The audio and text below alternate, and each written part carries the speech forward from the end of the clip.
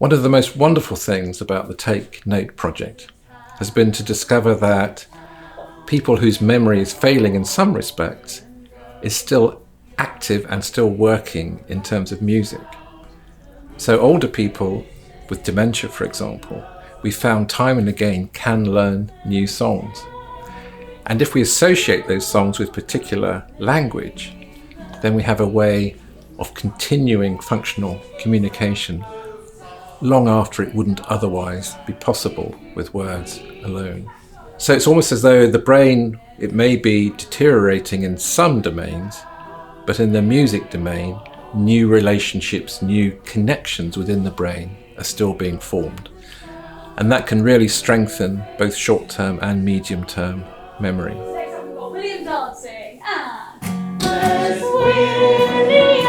dancing to the songs from fame. There's Eddie singing hymns, it's never the same. We've now got the song which includes so many of our different musical favourites and memories, and who knows, maybe you'll continue the song, maybe we'll get even more in there. Yeah, well, this is another thing. Hopefully we could, as we were singing it through, a lot of people were really picking up on the lyrics and singing the chorus. So I wonder if someone started singing that later today or tomorrow, if they would remember. And I think, there is that, I think they should be proud that they created something together. So I think it's a great thing if you write a song, then to keep singing it and make it something that's familiar and regular, and then and make sure that they know they wrote this, and that's something that's really exciting. We should be coming around the mountain. We're going to do it without the words.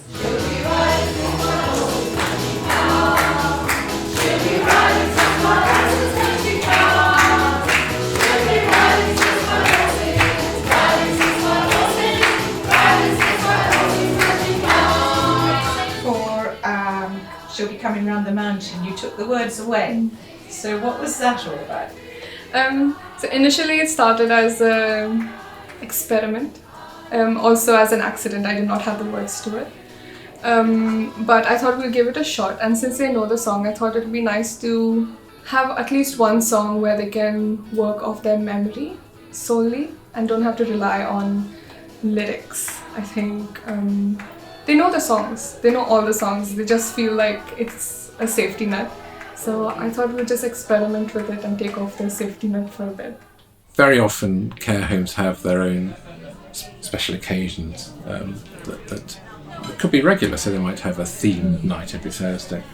And actually by associating particular pieces of music with the weekly activities in a care home can be another way of helping people structure time going forward. And also, although I think someone may not be able to remember exactly what happened last week, if, say, Thursday night was having a nice meal and sort of dinner night, a glass of wine, by putting on background music to that occasion when it happens, it might be possible to rekindle the feelings the person had, the positive feelings about that occasion, by putting the music on again next week before the dinner, so that they get a sense of what's coming, even if they can't remember the cognitive detail.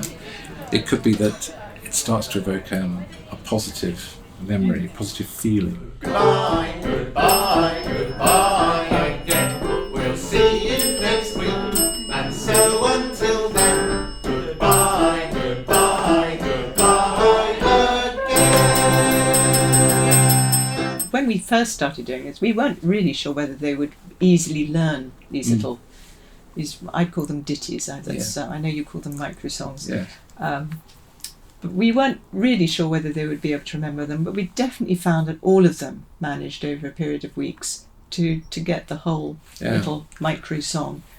And we even found that when we were away during the summer for as long as 8 weeks, when we came back, they could still remember them. And I think that was a real surprise. It's extraordinary, isn't it? So it's not only people remembering things in the moment, it's actually new long-term memories are being laid down, which I think it's certainly turned my ideas of memory loss in old age upside down. I mean, and it seems to be music that can hold the key to those longer term memories.